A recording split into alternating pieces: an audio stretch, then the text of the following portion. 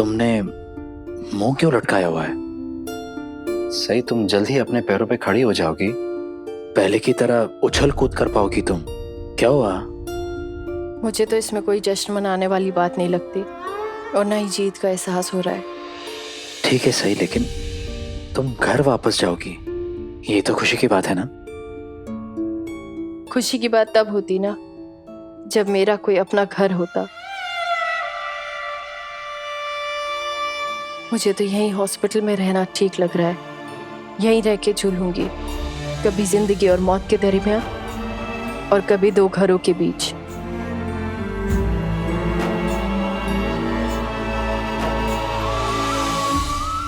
सही, प्लीज मेरे साथ घर चलो, सब ठीक हो जाएगा। देखो प्लीज मना मत करना, मेरा हाथ थाम लो और बोल दो कि तुम मेरे साथ चल रही हो।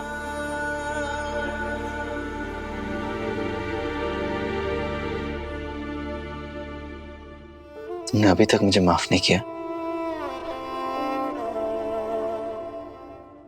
माफ? और आपको? आपने जो कुछ भी किया उसके बाद आप उम्मीद भी कैसे कर सकते हैं कि आप किसी के भी माफी या दया के काबिल भी होंगे? ठीक कह रही हो तुम,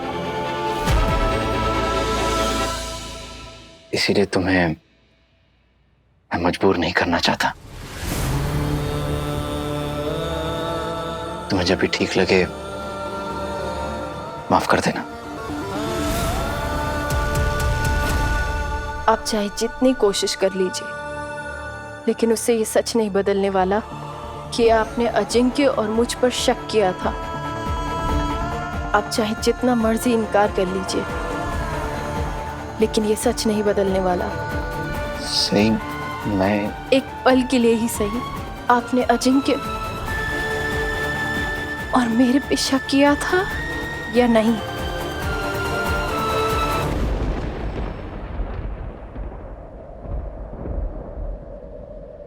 आपने मुझे कितना कुछ सुना दिया, कितना कुछ कह दिया, और वो भी अकेले में नहीं, दो लोगों के सामने, मेरे दोस्त के सामने और अपनी बेस्ट फ्रेंड के सामने।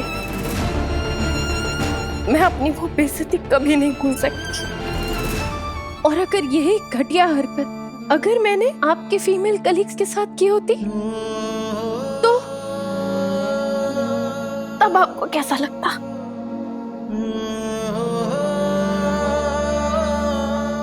जानता हूं मैंने तुम्हें बहुत तकलीफ पहुंचाई है, मेरी वजह से तुम्हें बहुत शर्मिंदगी भी महसूस हुई है, इसीलिए मैं तुम्हें कोई सफाई देकर या बहस करके और तकलीफ नहीं पहुंचाना चाहता। मैं फिर से तुमसे माफी मांग रहा हूं से, प्लीज मुझे माफ कर दो। चलो सही, घर चलते हैं। आपने सोच भी कैसे लिया कि मैं आपके साथ घर वापस आऊंगी? पुलकी जीजू आ रहे हैं मुझे लेने। मैं अब उस जवान निवास में वापस लौटकर कभी नहीं जाऊंगी जहां मेरी बेइज्जती हुई, जहां मुझ पर, मेरे कैरेक्टर पर शक किया गया। मैं अब उस जवान निवास में लौटकर कभी नहीं जाऊंगी।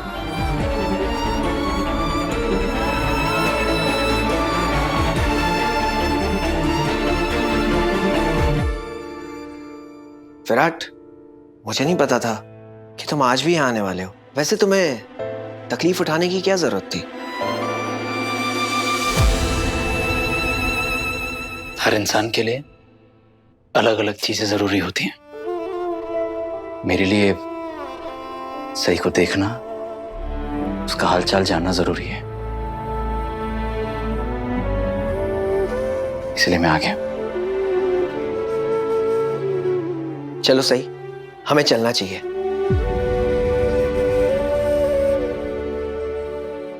अरे सही, मैंने रिसेप्शन पर तुम्हारी डिस्चार्ज की फॉर्मेलिटीज और पेमेंट के बारे में पूछा तो उन्होंने कहा कि फॉर्मेलिटीज और पेमेंट्स हो चुकी हैं। लेकिन कैसे?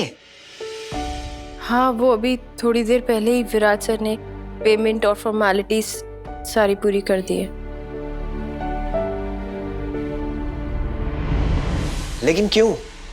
ये सब तो मैं करने वाला था। सही को हॉस्पिटल में मैंने एडमिट करवाया था, तो ये जिम्मेदारी भी मेरी ही थी। मैं अपनी सभी जिम्मेदारियां सच्चे मन से निभाता हूं।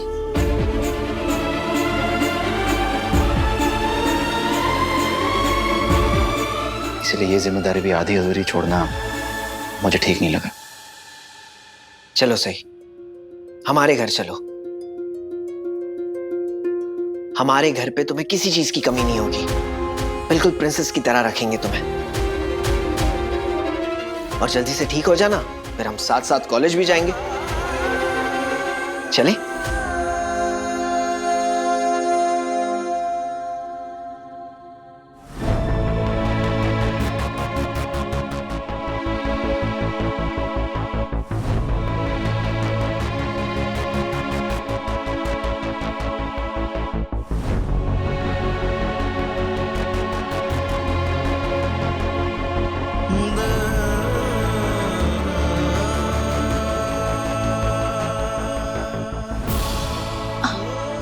आओ। ठीक हो? आओ।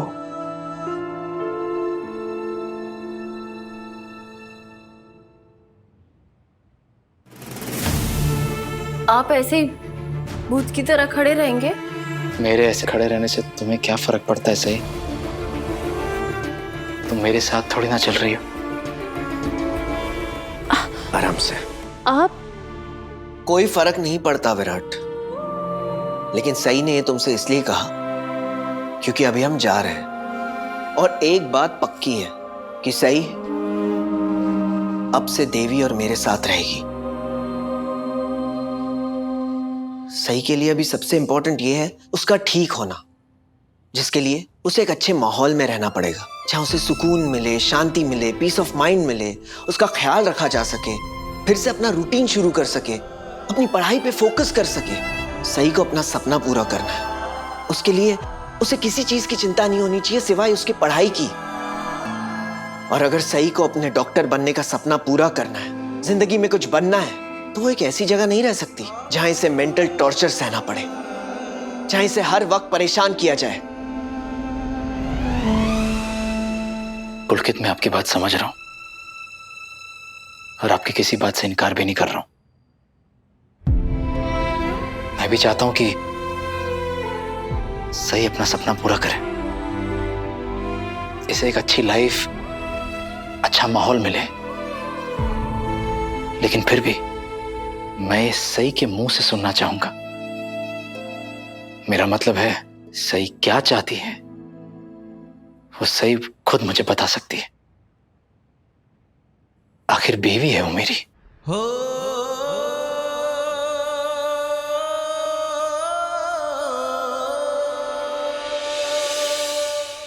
सही, मैं जानता हूं तुम ऑलरेडी मुझे बोल चुकी हो कि तुम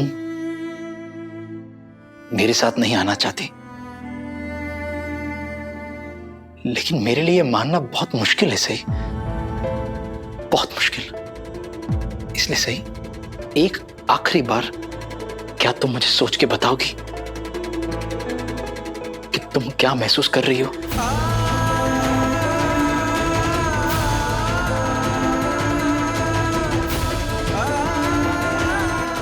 सही, तुम्हें अपनी जिंदगी, अपना फ्यूचर, अपनी पढ़ाई के बारे में पहले सोचना चाहिए। ये सोचने के बाद ही तुम फैसला लेना। सही, तुम सिर्फ अपनी सपनों की डोर से बंधी हुई हो और तुम्हें अपने सपनों से आगे और कुछ नहीं दिखाई देना चाहिए। जो भी डिसीजन लो, सोच समझ के लेना। सही,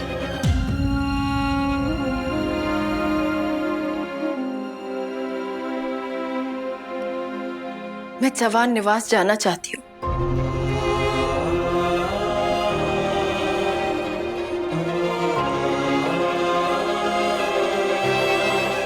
लेकिन क्यों? सही, फैसला सुना दिया है सही ने अपना। वो मेरे साथ जवान निवास चलेगी, अपने घर चलेगी। लेकिन सही तुम ऐसे कैसे? मेरी बात अभी पूरी नहीं हुई है। मैं जवान निवास जाऊंगी अपना सामान लेने।